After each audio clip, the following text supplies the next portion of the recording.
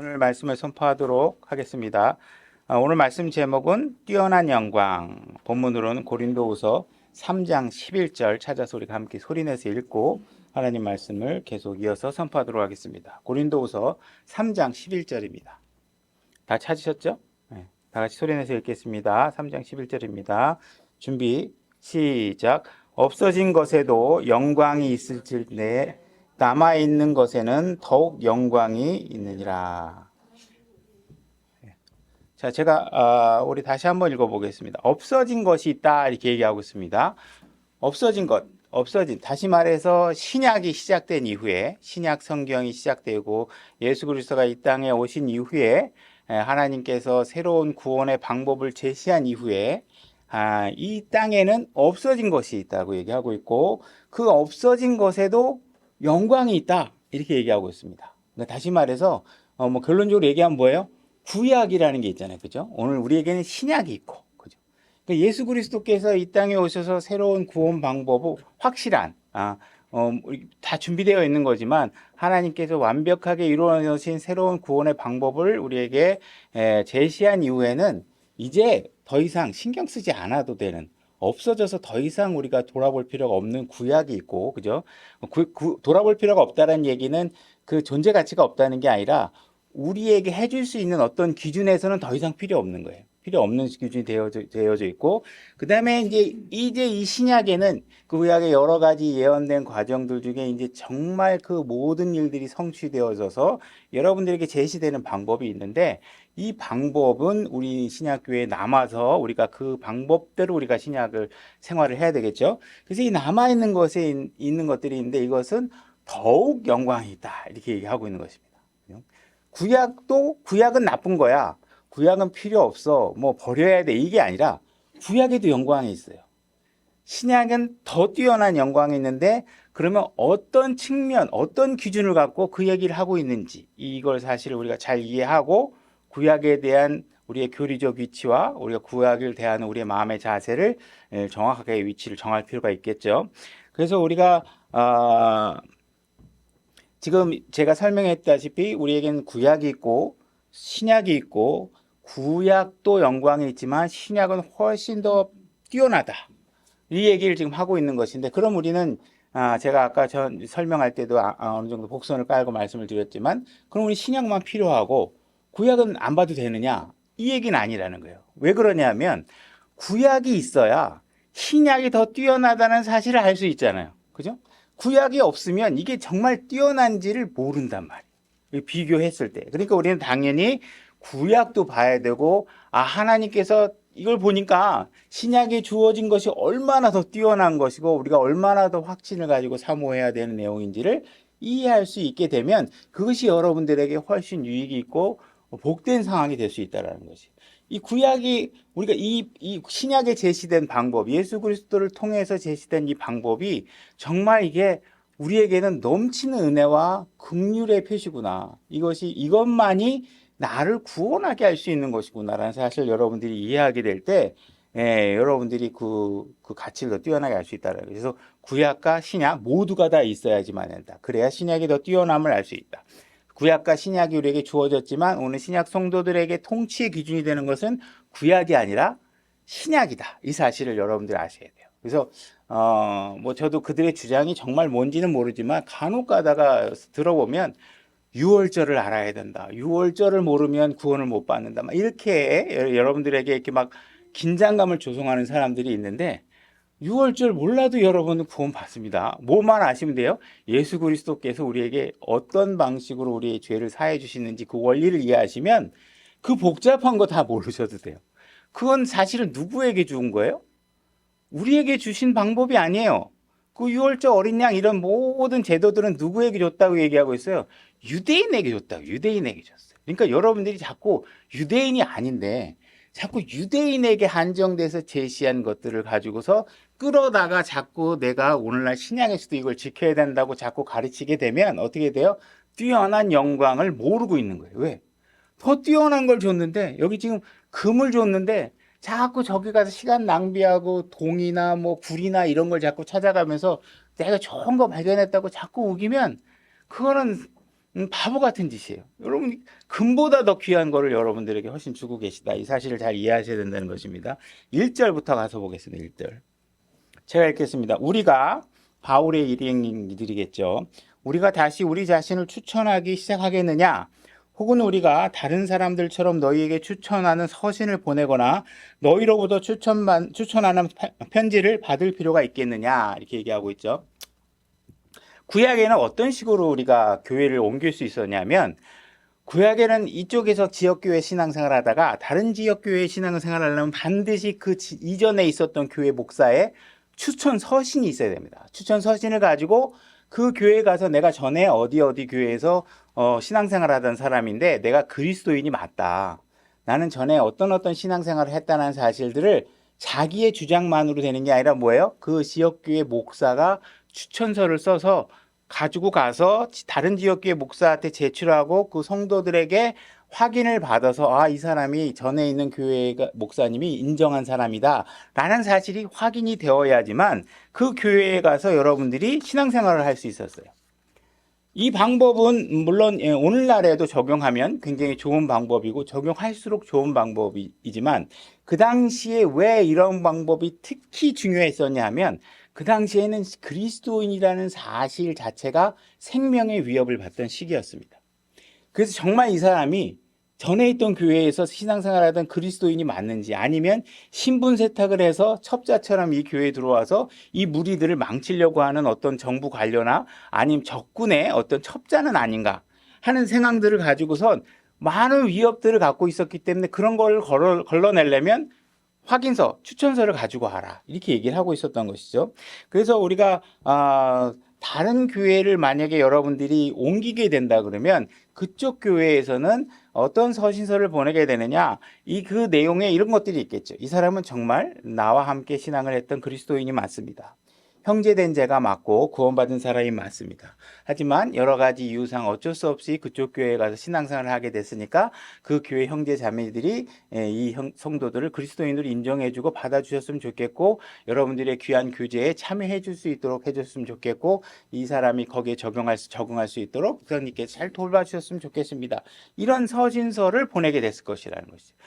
그래서 이 서신서라는 것은 그 당시에 교회에서 교회를 옮겨갈 때 그가 자유롭게 신앙생활할 수 있는 이 자유와 관련된 서신서를 보내게 되는 것이에요. 오늘날 같은 경우에서도 만약에 이 교회에서 저 교회를 옮기게 되면 사실은 우리는 그 사람이 이전 교회에서 어떤 신앙생활을 했는지를 알아볼 필요가 사실 있습니다. 이 사람이 정말 지난 교회에서 정말 신앙생활을 잘 하다가 어쩔 수 없이 여러 가지 합당한 이유를 갖고 옮겨온 건지 아니면 이전에 교회에서 말썽 부리고 문제 일으켜가지고 쫓겨나가지고 이쪽으로 왔는지, 그죠? 그 전에 있는 교회에서 정말 용납받을 수 없는 죄를 지었는데 그 교회에서 용납받을 수 없으니까 이쪽으로 몰래 숨어 들어와서 그 사실을 더 숨기고 더 교활한 방법으로 여기에 모여서 신앙생활을 하려고 하는 건지 이런 것들에 대해서 분별이 필요한 것이 사실입니다.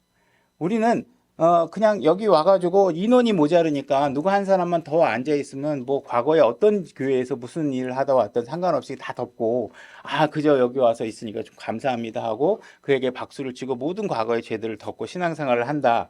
이런 방식이 되어서는 안 된다는 거죠. 다시 말해서 이 낮은 마음 침례교회가 다른 교회에서 문제를 일으킨 사람의 도피처나 뭐 그들이 신분 세탁하고 모여드는 우리는 막 아무 검증도 안 하고 막 와가지고 앉아있는 그런 교회가 돼서는 절대로 안 된다는 것이죠. 그래서 교회에서 교회를 옮길 때는 여러분들은 굉장히 신중하고 확고한 명분을 가지고 사실을 옮기셔야 됩니다. 직장을 옮겨야 되는 경우, 그죠? 이럴 때는 직장을 옮겨서 거리가 만약에 이동돼서 기존에 다니던 교회를 다니기에는 너무 시간적으로 어렵다, 불가능하다 이런 경우에 옮겨야 되겠죠. 그죠? 마찬가지로 직장을 옮겨서 집이 멀어지게 된 경우에 그런 상황이 되겠죠. 직장도 마찬가지, 직장이 뭐 너무 멀어서 여기까지 생활권을 소화할 수 없다라든지. 그 다음에 이제 가장 중요한 것 중에 하나가 뭐냐면 목회자가 교리적으로 문제가 있다 가르치는데. 그래서 나는 이 교회 목사가 가르치는 걸 보니까 성경과 너무 다른 걸 가르친다. 이거 뭐 성경을 가지고 가르치는 게 아니라 자기의 생각을 막 더해 가지고 막 다른 것을 가르친다. 이렇게 되면 여러분들이 이제 확고한 명분을 갖고 하나님 앞에 어떤 부끄러움도 없고 이런 상황에서 교회를 옮기실 수 있겠죠. 그래서 자신이 따르고자 하는 감독을 바꾼다는 것. 이건 굉장히 여러분들이 중요한 항목 중에 하나겠죠. 그죠? 내가 어떤 사람을 내 상사로, 내 주인으로, 내가 지도자로 따르고 할 것인가는 여러분들의 신앙생활에 엄청난 영향을 미칠 수 있습니다. 그래서 감독을 바꾼다는 거, 이건 굉장히 심각한 문제들을 가지고 있고 여러분들이 신중하게 고려해야 될 상황이라는 것이죠. 그 다음에 여러분들이 재정적으로 내가 헌금을 하고 섬기는 교회가 이 교회인지 저 교회인지를 정확하게 여러분들이 타겟팅을 해서 내가 재정적으로 하나님 앞에 일을 사역을 위해서 내 재정을 어디에다가 어느 교회에다가 헌금을 해서 지원할 것인지, 이 내용도 이 교회를 지원하다가 다른 교회를 지원하게 되는 방법들에 관해서는 신중하게 여러분들이 생각하셔야 된다는 거죠. 그 다음에 여러분들이 여기 안에서 여기 우리가 매일같이 얼굴을 보고 지내던 사람들의 교제를 떠나서 새로운 무리 속에 들어가서 새로운 교제를 시작한다는 것은 굉장한 스트레스고 여러분들도 굉장히 신중하게 고려하고 새롭게 시작해야 되는 내용들이겠죠. 낯선 사람과 여기 있는 사람들에 대해서 시간이 지나면서 스쳐가면서 형편들도 알고 어떤 사람인지도 알고 어떤 고민을 갖고 사는지도 알고 우리가 어떤 생활을 하는지 알기 때문에 우리가 눈을 감고 기도하면 그 형제가 떠오르면 그 형제에 대해서 뭘 기도해야 되는지도 알 수 있게끔 교제를 다 했는데 여러분들이 새롭게 다른 곳에 가게 되면 그 교제를 또 새로 확장해야 되고 하는 것들이 엄청나게 쉽지 않은 일들이라는 것이죠. 만약에 여러분들이 나는 내 마음대로 신앙할 거야. 무슨 상관이야? 내가 어디서 교회 생활을 하든 이렇게 만약에 여러분들이 생각한다면 하나님께서 여러분들에게 요구하고 있는 책임감, 그죠? 무엇으로부터 자유로워져야 되는지를 분명하게 얘기하고 있는데 그 자유로워져야 하는 지점을 하나님의 말씀이 아니라 자신의 불편함을 가지고서 대상으로 해서 그것으로부터 자유로워지기 위해서 교회를 이리저리 옮긴다든지 하게 되면 이런 부분들은 여러분들이 하나님께서 요구하지 않는 지나친 자유를 요구하는 것과 마찬가지다. 이 사실을 말씀하셔야 되죠. 생각해 볼 수 있겠죠. 지금 우리가 2절과 3절을 이어서 또 이따 읽어보겠지만 2절과 3절에 바울이 얘기하고 있는 것은 바울은 나는 추천서가 지금 필요 없다. 내가 지금 너희들에게 추천서를 내가 줘야 될 상황이 아니지 않느냐 이 얘기를 하고 있는 거예요. 그럼 왜 바울은 추천서를 필요 없다고 얘기하느냐?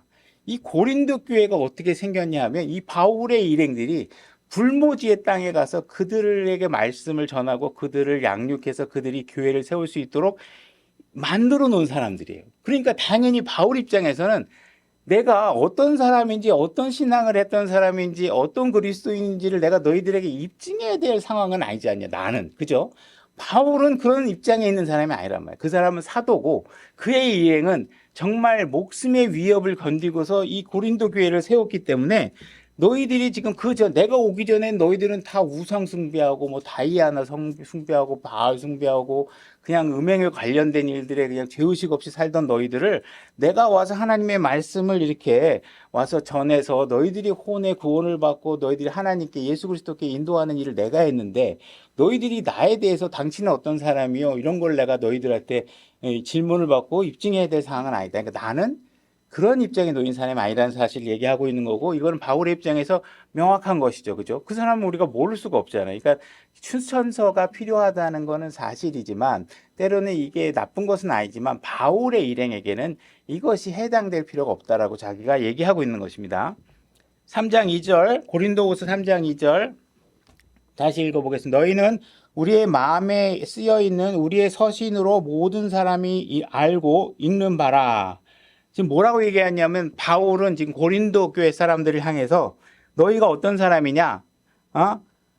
마음에 쓰여있는 우리 서신의 모든 사람이 알고 읽는 바 너희들을 통해서 무언가를 읽고 있다고 얘기하고 있죠. 3절 너희는 우리의 사역을 통하여 분명히 드러난 그리스도의 서신인데 이렇게 얘기하고 있죠. 이 말씀을 좀 이해하기 위해서 제가 말을 끊어서 한번 문장을 만들어 볼게요.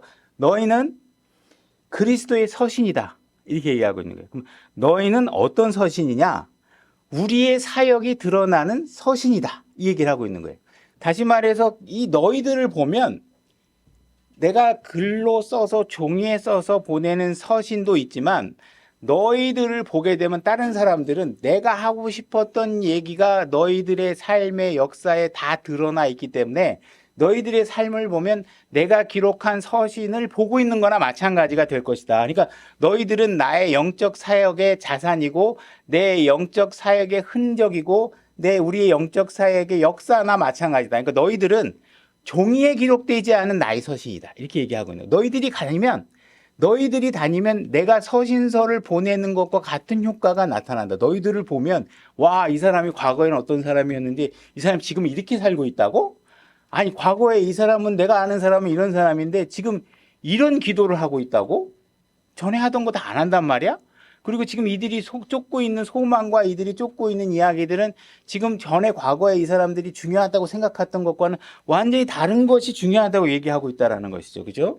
그러니까 여러분들도 당연히 누군가에게 낯선 자에게 가게 되면 서신서를 통해서 입증할 필요도 있겠지만 바울은 한술 더 떠서 뭐라고 얘기하고 있냐면 너희들은 설령 서신서가 추천 서신서가 없더라도 너희들의 삶을 보면 이 사람은 그리스도인이 맞아. 아닐 수가 없어. 이렇게 드러날 수 있게 여러분들이 신앙생활하는 것을 요구하고 있는 것이.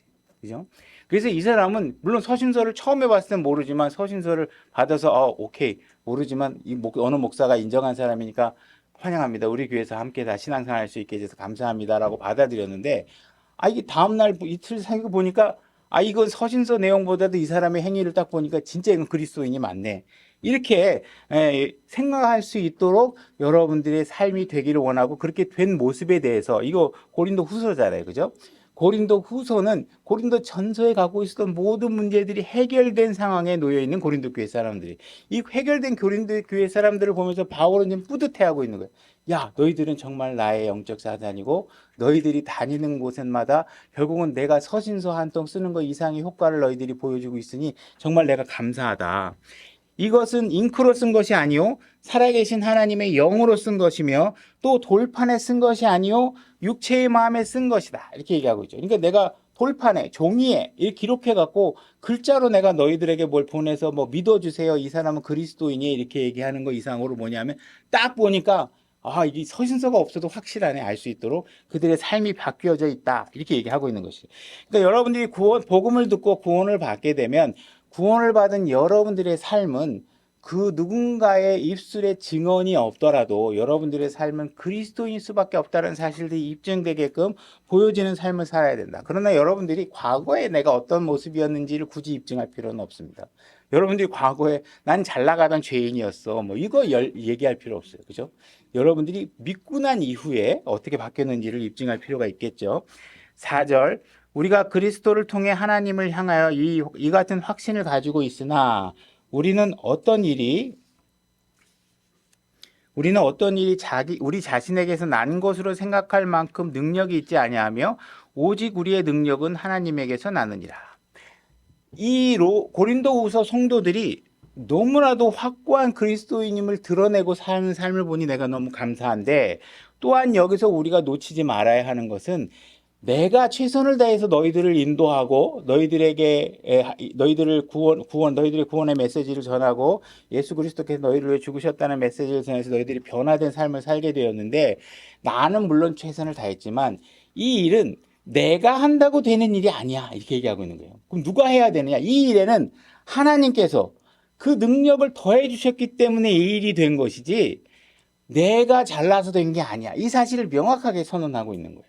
그러니까 여러분들이 누군가를 가서 어떤 사람을 전도하거나 어느 교회 가서 어떤 교회를 부흥하거나 이렇게 했을 때 하나님은 우리를 사용하시기 때문에 여러분들의 수고가 필요한 것은 맞지만 그 일에 하나님께서 그 권능을 더하시지 않으면 아무것도 되지 않는다는 사실을 여러분들의 마음의 기준에 명확히 하지 않으면 여러분들은 교만으로 빠지게 되고 하나님의 영광을 여러분들이 강탈하는 일들이 벌어지게 된다는 사실이에요. 그죠?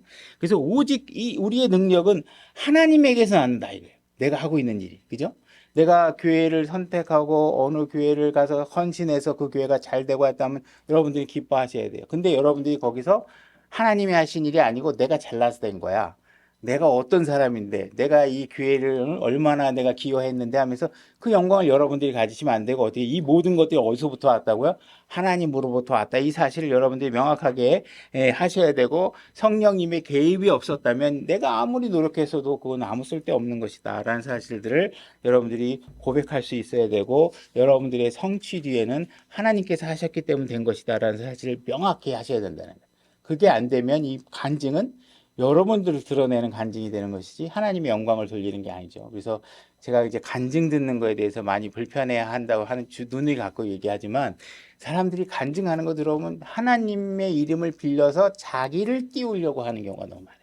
내가 얼마나 고생했는지 아세요? 뭐 내가 얼마 나같이 고생하시는 분 있으시면 나와보세요. 뭐 이러면서 자신의 고난과 이런 것들의 경험들을 자기 영광으로 바꾸려고 하는 사람들이 많이 있죠. 절대로 그렇게 해서는 안 됩니다. 이 일들은 모두 하나님으로부터 나온다는 사실을 고백하셔야 됩니다. 계속 6절 보겠습니다. 글자의 사역자가 아닌 영의 사역자로 삼으셨나니 이렇게 얘기했습니다. 글자는 죽이되 영은 생명을 주셨느니라. 여기서 글자의 사역은 당연히 이제 구약의 율법들을 얘기하겠죠. 그래서 그렇지만 우리가 신약의 교리 영적으로 우리가 받아들여야 되는 것 측면은 또 뭐냐면 여러분들이 성경에 있는 내용을 내가 정말 숙지를 막 다 했어요. 그래가지고 뭐 간극 이론이 뭐고 천년왕국이 어떻게 생기고 뭐 예를 들어서 뭐 과거 이제 미래 환란 때는 뭐 어떤 일이 일어나고 이거는 어떤 걸 상징하고 막 이제 막 많이 외웠어요. 그래서 제가 여러분들에게 정보를 막 글자의 정보들을 알려. 그거는 뭐예요? 그건 많이 여러분들이 알아봐야 어디로 가요? 죽어요, 그냥. 정보 많이 알다 죽어. 뭐 많이 알아서 뭐 성경 나한테 물어봐. 내가 다 알아. 그죠? 뭐 저보다 많이 아시는 분들이 많습니다. 그죠? 저보다 뭐 공부 많이 하셔갖고 더 많이 하고 어떤 특정 부분들은 전부 다 많이 더 공부하니까 더 많이 시간을 많이 투자하면 더 많이 알겠죠. 공부하기 책상에 앉아가지고. 근데 하나님께서 얘기하고 있는 건 뭐냐면 그런 정보는 다 뭐예요? 다 사라질 정보로 죽는 일들을 하는 거예요. 죽는 일. 어떤 걸 여러분들에게 적어야 되냐? 영의 생명을 주는 일을 해야 된다. 여러분들에게 어떤 일들을 해야 여러분들이 살 수 있는지 그리고 그 내용들을 어떻게 해요? 믿음으로 확신을 가지고 여러분들이 행위로 과거에는 할 수 없었던 일들을 행위로 드러냄으로 인해서 이 사람은 정말 그리스도인이 맞구만 하는 일들이 이루어져야 된단 말이에요. 그죠? 초대교회 사람들이 수많은 생명의 위협을 무릅쓰고도 교회에 모였던 이유는 뭐예요? 그들에게는 예수 그리스도가 자기가 지금 믿어야 돼. 어떤 생명의 위협을 내가 이걸 버리면 안전하게 살 수 있는데 안 죽을 수 있는데 기독교 버리고 유대인들과 같이 종교적 영합을 하면 살 수 있잖아요. 근데 그걸 다 버리고 예수 그리스도를 선택해야 되는 상황이 목숨의 위협을 견디고 있으면서도 다니고 있어요. 그건 뭐예요? 확신이 있기 때문에 그래요. 뭐예요? 믿음이 있기 때문에. 지금 당장은 죽는 일 같은데 그게 더 가치 있다는 사실을 발견한 거예요. 예수 그리스도와 함께하는 것이 그 어떤 것보다도 가치 있다는 사실을 알고 그걸 움직이는 거예요. 그런 영적인 여러분들의 생명력이 있어야 여러분들이 사는 것이지 정보 많이 알고 유대인들의 학자들이 얼마나 성경에 대해서 구약 성경에 대해서 누구보다도 더 많이 알고 있었던 사람들 아니에요. 근데 여기 지금 민초들은 몰래요. 그거 잘 모르지만 그 사람들보다 모르지만 목숨을 걸고 추구하는 게 있다고요. 그들이 발견한 뛰어난 영광이 있다라는 거예요. 그거를 갖고 가셔야지 여러분들이 그걸 발견하셔야지 막 글자의 정보들만 여러분들이 많이 아셔갖고 막 하고 그러면 이게 안 된다는 거예요. 안 된다. 그래서 여러분들이 특히 킹제임스 진영 안에 있는 사람들은 정말 이 말씀을 주의 깊게 생각하세요. 여러분들이 정보로 사는 거예요. 정보로 보상받는 거 아니에요. 예수 그리스도 그리스도 심판사가 앞에서 여러분들이 너 이거 창세기 1장 1절이 무슨 뜻이야? 이걸 갖고 심판받는 거 아니에요? 너 나를 위해서 어떤 희생을 치렀어? 너 내 말대로 어떻게 주변 사람들 너보다 더 훌륭한 사람이라고 내가 믿으라고 얘기했는데 그대로 했어? 아니면 네가 옆에 있는 사람보다 항상 네가 더 잘나서 다른 사람 무시하며 살았어? 이거 갖고 여러분들이 그리스도 심판사가 앞에서 심판받는 거지. 이 로마서 1장은 너 암송해봐. 뭐 이거 갖고 하는 게 아니에요. 그죠?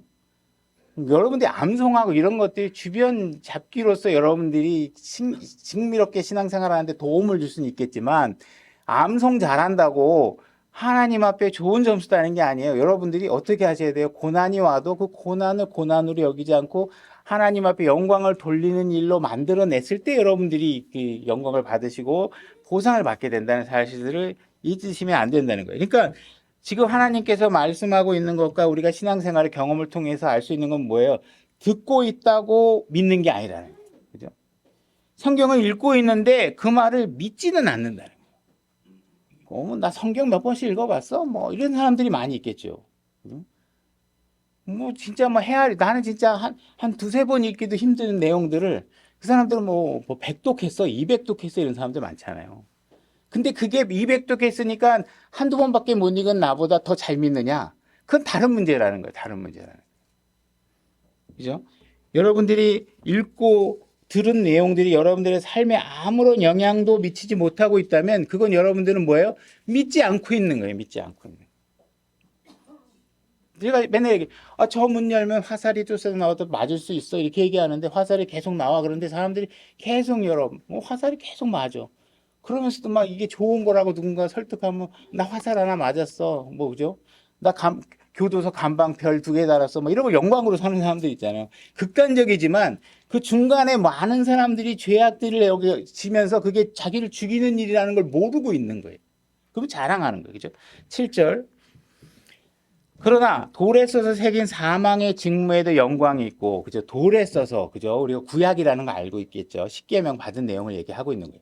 십계명을 받아서 하나님께 돌판에 기록을 해주시는 그 율법의 말씀이 무슨 일을 하고 있느냐?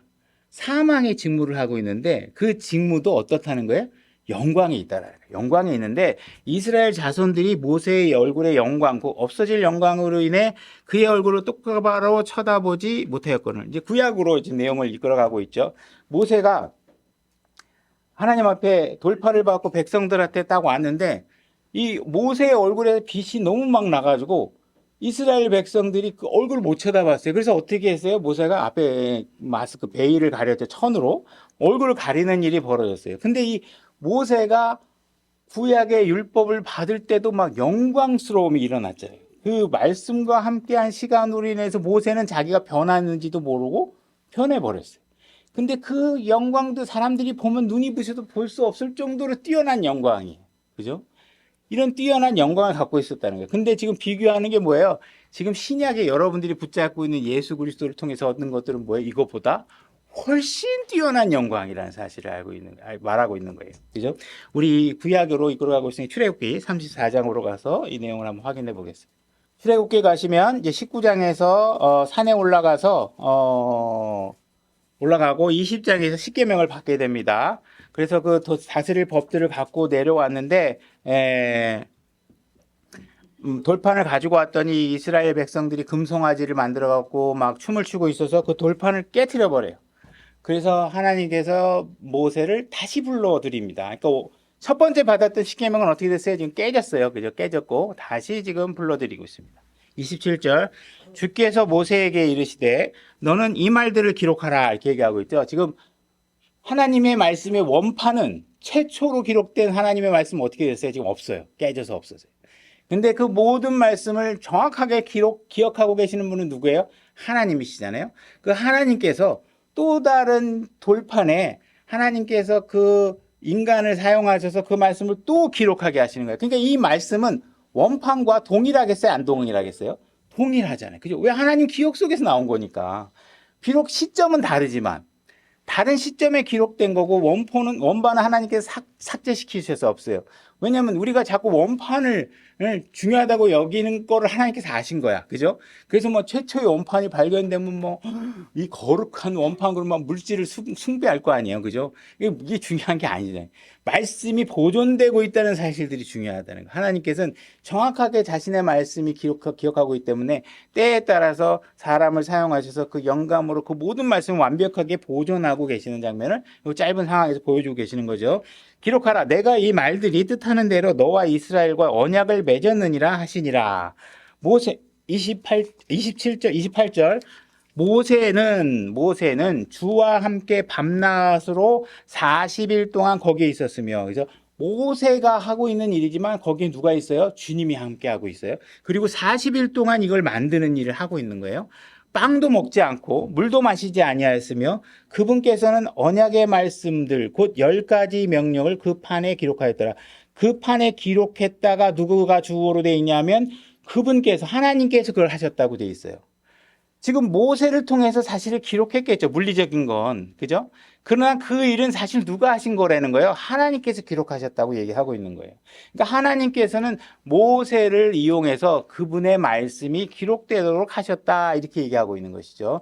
그래서 처음 원본과 동일한 원본을 할 수 있었던 건 뭐냐면 하나님께서 모세라는 사람을 도구로 쓰고 있지만 그 글의 기록자 정확한 위에서 통제하고 있는 분은 하나님이시기 때문에 이 말씀 정확하게 기록되고 있는 것이다. 29절 모세가 그 두 증언판을 모세의 손에 들고 시내산에서 내려왔는데 그 산에서 내려올 때 모세는 자기가 그분과 말하는 동안에 자기 얼굴에 피부가 빛나던 것을 알지 못하더라. 하나님과 교제가 깊어지면 깊어질수록 어떤 일이 벌어지냐면 자기도 모르게 얼굴이 변해버린 거예요. 그죠? 빛이 막 나는 거예요. 그러니까 여러분들이 어디 가서 저는 그리스도인입니다. 저는 신앙의 수준이 높습니다. 이거를 여러분들이 말로 해야 되는 상황이 됐다면 좀 안타까운 거예요.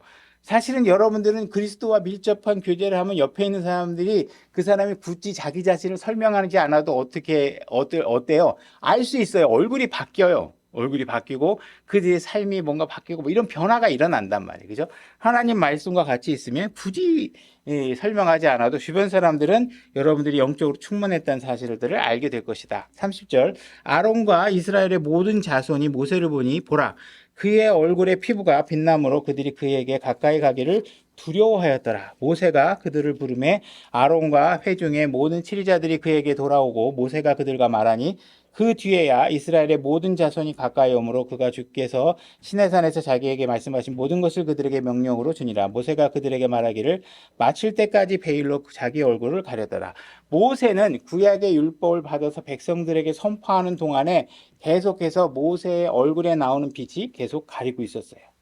이것은 모세의 영광이 백성들에게 너무 눈부셔서 가리켰다고 얘기하고 있지만 사실 그들의 백성들은 이 하나님이 갖추고 있는 모든 영광의 빛을 소화할 만한 능력이 되지 않았고 그들에게 모든 진리의 빛이 완벽하게 드러날 수 없는 상황이기 때문에 모세의 얼굴을 가리고 하나님께서 그들에게 보일 만큼의 진리를 그들에게 보이신 거라고 보시면 됩니다.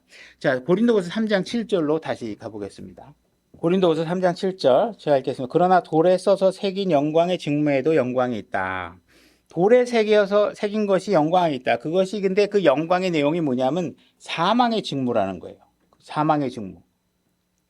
그러니까 영광 가운데 주신 율법이 하고 있는 일은 뭐냐면 죽음이 너희들이 지금 하고 있는 이 일들은 사망에 이르는 죄야 라는 사실들을 가르쳐주는 일을 하고 있는 것이죠. 그래서 이 율법은 그 율법이 갖고 있는 직무의 특성은 뭐냐면 죽이는 일을 하는 거예요. 죽이는 일. 너 율법 어겼지? 사망. 너 요 항목 어겼지? 사망. 이렇게 하는 거예요. 그러니까 이 율법의 직무는 뭐예요? 죽이는 일을 하는 거예요. 사망의 직무라고 얘기하는 거예요. 이스라엘 자손이 모세의 얼굴의 영광, 곧 없어질 영광으로 인해 그의 얼굴을 똑바로 쳐다보지 못하였거든. 그죠? 이미 모세가 가리기까지도 할 수밖에 없었던 그 영광이 좀 안 가렸다 하더라도 그 영광은 정말 이스라엘 백성이 똑바로 쳐다보지도 못했어요. 그 영광을.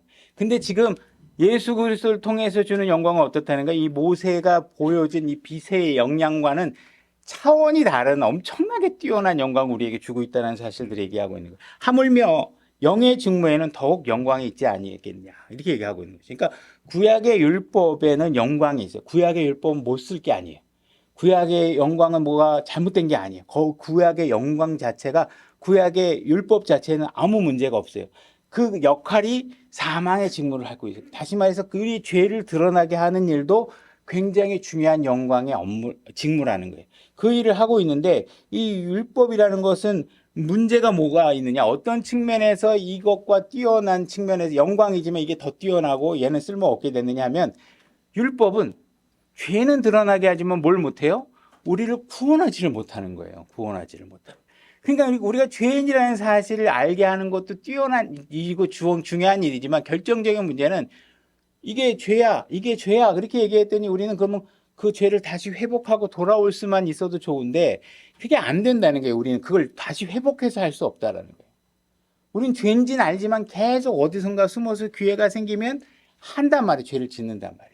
그게 안 되니까 하나님께서 얘기하고 있냐면 아무리 이게 영광이 있다 해도 이거는 일이 뭐냐면 너의 죄를 지적해서 네가 죄인이고 결국 죽을 수밖에 없는 존재라는 알려줄 뿐이지 얘가 구원해 줄 수는 없어. 그러니까 지금 신약에 주어진 예수 그리스도 이 영의 직무가 뭐라는 거예요?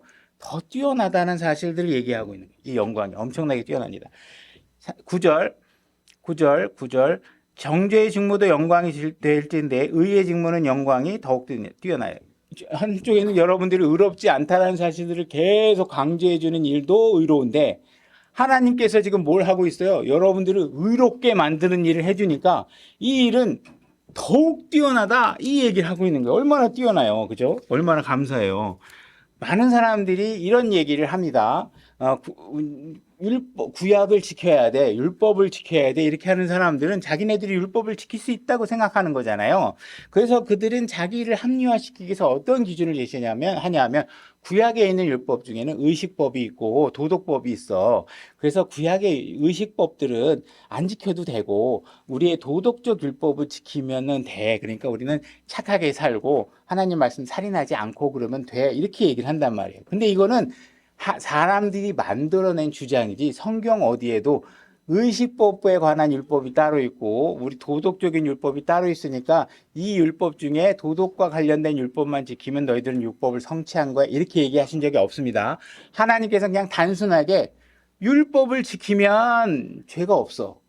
그러나 율법을 하나라도 어기면 너희들은 죽는 거야 이렇게 얘기했기 때문에 여러분 나는 의식법은 안 지켰어 이 이야기 자체가 뭐예요? 이미 율법의 상당 부분은 나는 어기고 있다는 사실을 얘기하고 있는 거예요.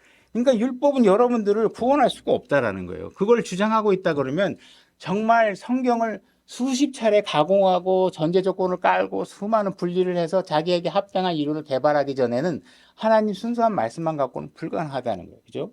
그래서 하나님께서는 우리에게 이것이 너희들을 죽게 한다라는 사실들을 의롭지 못하게 하는 것이다라는 사실들을 얘기하고 신약에 와서 하나님께서 어떻게 하고 계세요? 내가 너희들을 구원할 수 있는 방법을 만들어 놨어.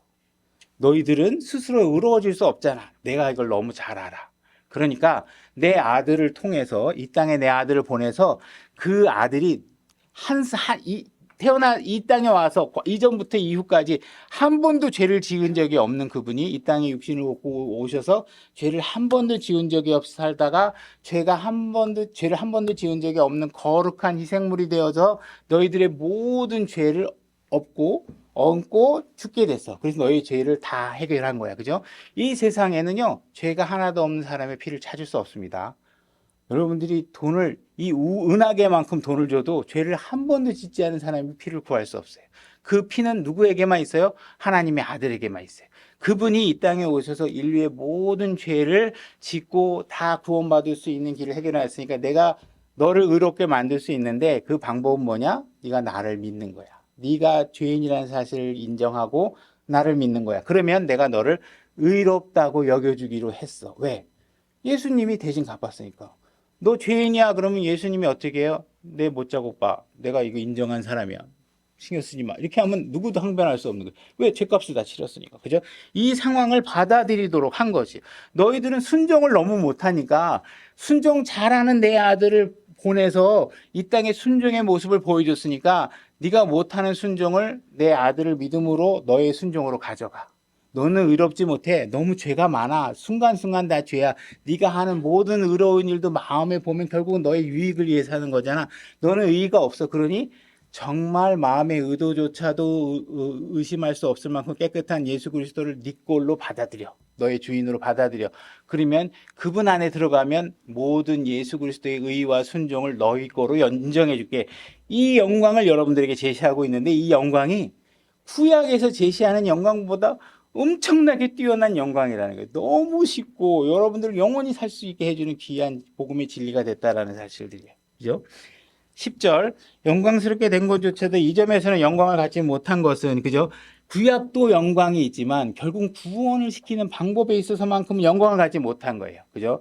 갖지 못한 것은 뛰어난 그 영광으로 인함이라. 없어진 것에도 영광이 있었을진데 남아있는 것에는 더욱 영광이 있느니라. 그죠? 없어진 것, 교회에서 없어진 것에도 영광이 있지만 교회에 남아있는 복음의 이 메시지도는 더욱 영광이 있다. 이 사실을 얘기하고 있는 거예요. 그러니까 만일날 오늘날 여러 교회들을 보면 여전히 목사가 앞에 서서 제사장과 같이 뭔가 특별한 옷을 입거나 특별한 가운을 입거나 그죠? 마치 신부님처럼 여기 하얀 터틀 같은 거 이렇게 넥을 이렇게 만들어서 하거나 그래서 마치 구약의 뭔가 제사장의 흔적을 쫓아가려고 하고 있는 사람들은 자꾸 뭐예요? 사망, 죽는 일을 자꾸 쫓아다녀요.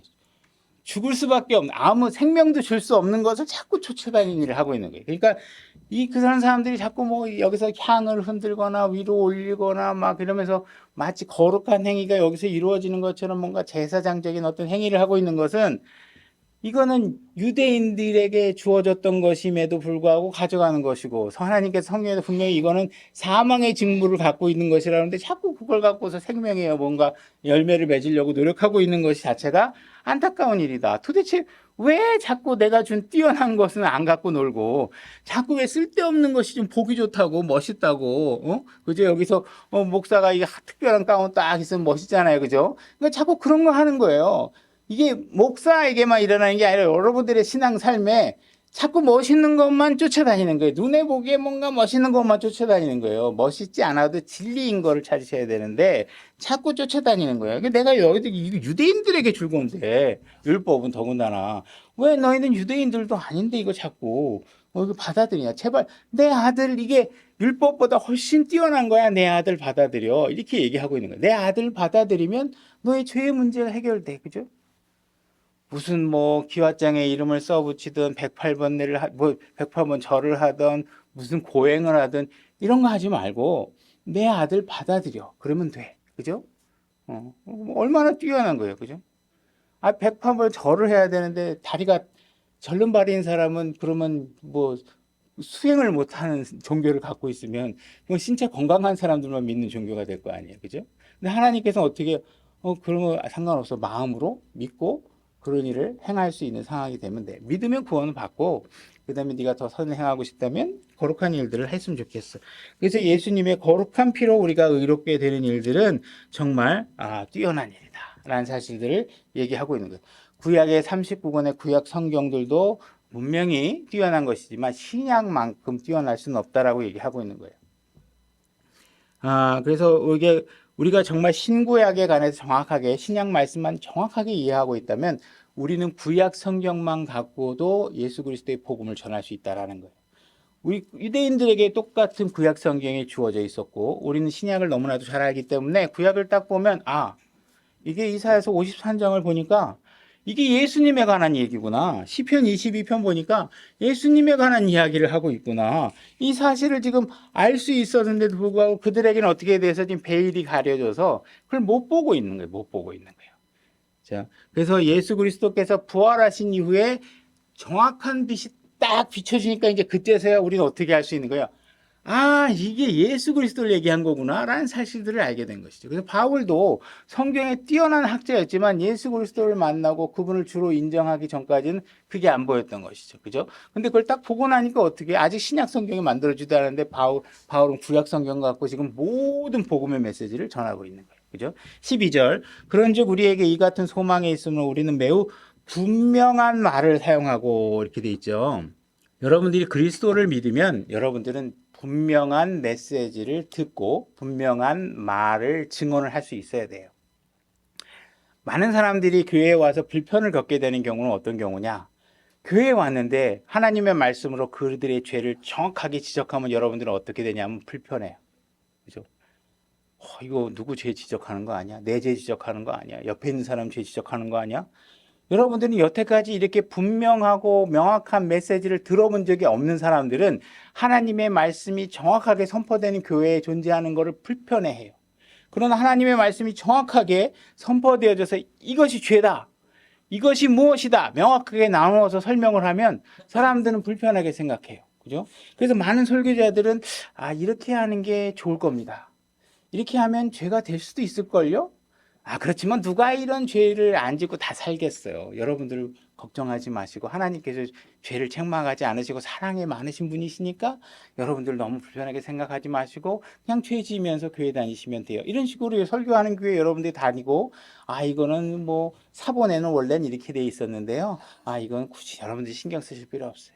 언어학자는 이렇게도 얘기하니까요. 굳이 꼭 이렇게 생각하실 필요도 없어요. 하면서 하나님의 말씀을 분명하게 선포하지 않는 교회에 다니시면 여러분들은 다니긴 편해요. 그죠? 공부도 많이 돼. 이 사람은 이렇게도 얘기했어요. 막 적어놓고. 이 주석에는 이렇게도 돼 있어요. 그러는데 자기를 변화시키지 못해. 그냥 지식만 쌓여. 그래가지고 누가 물어보면 말은 하는데 그럼 넌 그렇게 해? 그러면 잘 안 해. 그죠? 그러니까 여러분들이 그런 분명하지 않은 말로 선포하는 교회에 있게 되면 여러분들 하나님의 말씀을 반석 위에 세워야 되는데 반석 위에 세우는 게 아니고 어떻게 해요? 진흙 위에 세우는 일을 하고 계시는 거예요. 하나님께서 창세기 이후에 4,000년에 걸쳐서 기다리시다가 예수님이 이 땅에 오셨습니다. 그렇게 와가지고 이 땅에 오신 뒤 회당을 돌아다니면서 두루마리 성경을 꺼내서 읽습니다. 이 읽을 때마다 하나님께서 예수 그리스도는 한 번도 이거 원래 이렇게 기록되면 안 되는데 원래 이거 이렇게 기록됐었어야 되는데 하면서 하나님의 말씀을 애매모호하게 취하신 적이 한 번도 없어요. 성경을 보존하는 거는요, 하나님께서 하신다고 하신 거예요. 여러분 보고 하라고 한 게 아니고. 하나님께서 하신다고 하니까 하나님께서 우리에게 우리 손에 들어올 때는 우리에게 충분히 그것으로도 우리의 구원을 줄 수 있는 충분한 조명이 되는 방법으로 우리에게 온전한 성경을 우리가 주시니까 성경의 이슈를 하나님께 기도하고 여러분들이 분별을 갖고 선택을 하시되 자꾸 성경의 이슈를 내가 완벽한 성경을 만들어야지.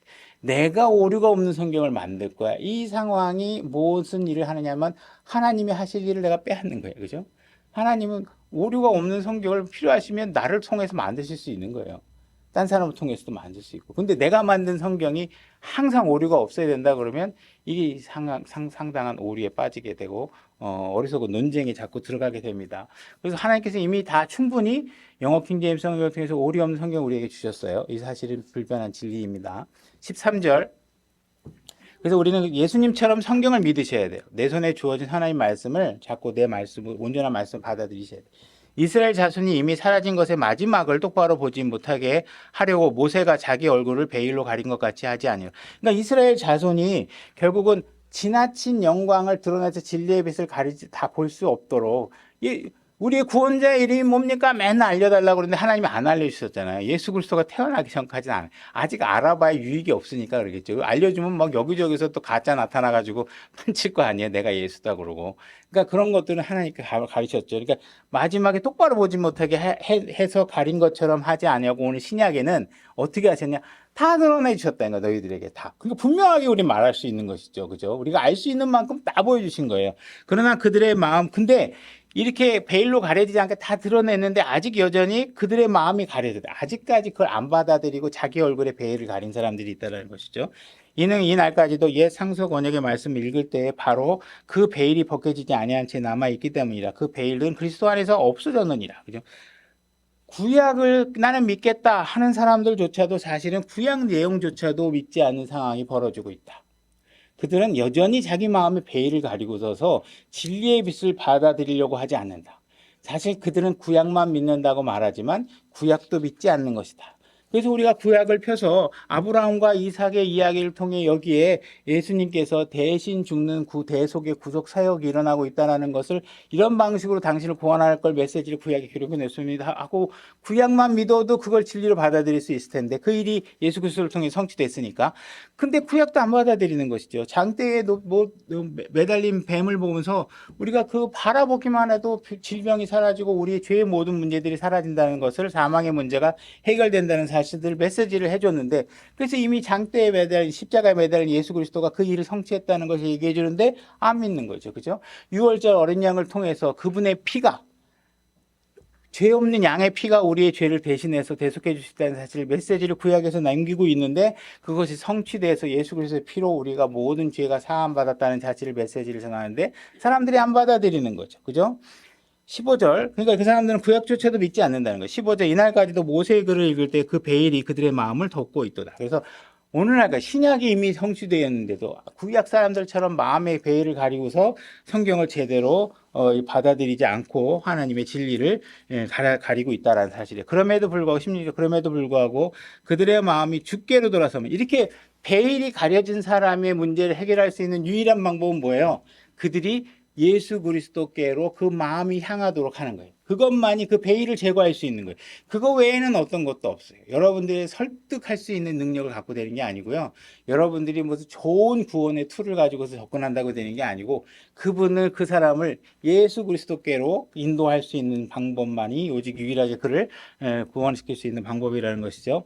그래서 바울이 말하는 것은 복음을 믿으라고 복음을 믿으라고 얘기하는 것이고 또 주님께 돌아오면 된다고 얘기하고 있는 것이에요. 그죠? 17절 이제 주께서는 그 영이시니 주의 영이 계신 곳엔 거기에는 자유가 있느니라. 주의 영이 있는 곳에 자유가 있다. 이 이야기는 여러분들이 어떤 정치적인 자유를 얘기하는 게 아닙니다. 정치적인 메시지가 아니에요. 이런 걸 가지고서 자유를 정치적인 메시지로 쓰시면 안 돼. 이 자유는 어떤 자유예요? 여러분들이 아직 구약에서 머물러 있거나 구약에서 가렸던 베일이거나 아직 율법에 얽매여 있어서 율법을 통해서는 지금 아무것도 해결할 수 없는데도 불구하고 율법만에 구속되어 있는 여러분들을 정말 내가 율법의 맥락 얽매여 있으면 어떻게 돼요? 오늘도 죄지고 내일도 죄지고 나 구원 잃어버리는 거 아니야.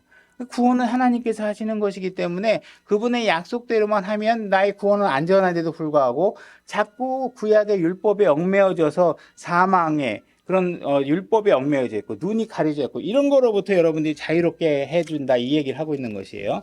18절 그러나 우리는 다 가리지 않은 얼굴로 거울을 보는 것 같이 주의 영광을 바라보며 같은 형상으로 변화되어 영광에서 영광에 이르렀나니 이것은 곧 주의 영으로 말미암은 것이다. 그래서 성경은 오직 성령님의 도움으로만 자유를 여러분들이 얻을 수 있다. 그리고 이 사실에 여러분들이 동의하고 믿어야지만 여러분들이 구원을 받을 수 있다. 찾아보지는 않겠지만 로마서 우리가 10장 17절 믿음은 들음에서 오며 들음은 하나님의 말씀에 의해서 오고 여러분들이 입으로 예수님을 시인하고 하나님께 그분을 죽은 자들로부터 살리신 것을 여러분의 마음으로 믿으면 구원을 받는다 하고 이야기한 말씀을 통해서 여러분들이 믿으면 구원을 받고 그 다음에 그 구원을 받은 이후에 하나님의 말씀을 믿고 그것을 행위로 옮기게 되게 되면 여러분들이 베일에서 벗어나게 되고 활짝 열린 진리의 빛을 여러분들이 받을 수 있게 된다. 이래서 그것을 여러분들이 그 베일을 벗겨내려면 예수 그리스도의 말씀의 믿음 안으로 여러분이 들어와야 된다 이게 하고 있는 거죠. 우리가 성경을 보게 되면 여러분들은 여러분들의 자신에 관해서 성경이 이야기하는 것을 볼 수 있습니다. 여러분들은 여러분이 굉장히 착하고 나는 법 없이도 살 수 있는 사람이라고 생각했는데 하나님의 말씀을 보게 되면 어떻게 돼요? 여러분들이 갖고 있지 발견하지 못한 죄들이 발견되고 나는 그걸 선의로 생각했는데 하나님께서 나에게 이야기하고 있는 거니까 이게 선의가 아니라는 사실을 발견. 내 마음의 의도조차도 하나님께서 굉장히 잘 비치고 있는 것을 보게 된다. 그래서 여러분들이 하나님의 말씀을 믿음으로 받아들이고 그 삶에 적용할 때 여러분들이 어떻게 돼요? 그 뒤로부터 여러분들의 삶이 변화가 되고 모세가 얼굴이 바뀐 것처럼 그죠? 여러분들이 하나님의 말씀을 통해서 여러분들의 삶이 바뀌게 된다는 거예요. 우리가 구약의 모세의 이야기를 통해서 한 가지 잠깐 간단하게 조명해 보면 40일간 하나님과 더불어 시간을 보내고 난 이후에 그에게 변화된 내용이 있었는데 뭐냐면 빛이 얼굴으로 막 변화되는 거예요. 얼굴이 나는 것이죠. 그죠? 근데 여러분들이 예수 그리스도를 믿게 되면 여러분들에게 어떤 변화가 나냐면 모세는 그저 얼굴만 빛이 변했는데 예수 그리스도를 여러분들이 믿고 하나님의 말씀을 믿고 성령님이 여러분 안에 들어와서 여러분들의 삶의 통치자가 주관자가 되시기 시작하면 여러분들이 어떤 변화가 나냐 얼굴만 변하는 게 아니라 어떻게 해요? 여러분들의 내면과 여러분들의 삶 전체가 한꺼번에 변화될 수 있는 상황이 주어졌다는 거예요. 그러니까 이 변화라는 것은 엄청나게 뛰어나는 이거는 하늘의 빛과 그죠? 하늘의 빛과 새벽에 여러분들이 어두워서 촛불 켜고 다니죠? 이 촛불과의 비교 이상으로 극대극의 차이인 거예요. 그죠? 여러분들이 촛불이 필요 없다고 여러분들이 얘기하는 게 아니에요. 때로는 촛불이 필요할 때가 있겠죠. 그러나 그 빛의 양은 하늘에 있는 태양과도 비교할 수 없을 만큼 어마어마한 차이를 갖고 있다는 사실들을 여러분들이 아셔야 된다는 거예요. 그래서 신약이 구약보다 얼마나 뛰어나다는 사실들을 여러분들이 이해하고 그 말씀을 여러분들이 받아들이고 그래야 여러분들이 구약의 율법이나 종교적 행위나 이런 것들로부터 벗어나게 되고 여러분들이 진정을 여러분들이 그 예수 그리스도를 소유하게 되면 이제 하나님의 말씀이 승복되게 되니까 어떻게 돼요? 옆에 있는 사람도 나보다 더 뛰어난 사람으로 여겨줄 수 있고 그죠? 나만 여태까지 사랑했는데 내가 나를 사랑하는 것만큼 옆에 있는 사람을 사랑한다는 게 얼마나 이게 전에는 불가능한 일이에요. 여러분 예수 그리스도를 알지 못하면요. 내 이웃을 내 몸과 같이 사랑하라는 건 불가능한 일이에요. 어떻게 그래요? 그죠? 시어머니가 며느리 보고 나는 너를 딸같이 여기겠다 하지만 그게 안 되잖아요. 그죠? 그것도 안 되는데 옆에 있는 사람을 내 몸과 동등한 수준으로 상대방을 존중하고 케어한다는 게 안 되는데 이게 된다는 거예요. 예수 그리스도를 여러분. 왜 예수 그리스도 같이 뛰어나시는 분이 우리를 위해서 죽으시는 사랑을 실천하셨는데 여러분과 같은 죄인이 옆에 있는 조금 여러분보다 더할지 덜할지 모르는 죄인을 위해서 희생하는 게 뭐가 어렵겠어요. 그죠? 아무것도 아니죠. 그래서 여러분들이 이런 신약의 뛰어난 영광들을 발견하시고 여러분들의 삶의 풍성한 은혜와 생명을 누리시기 바랍니다.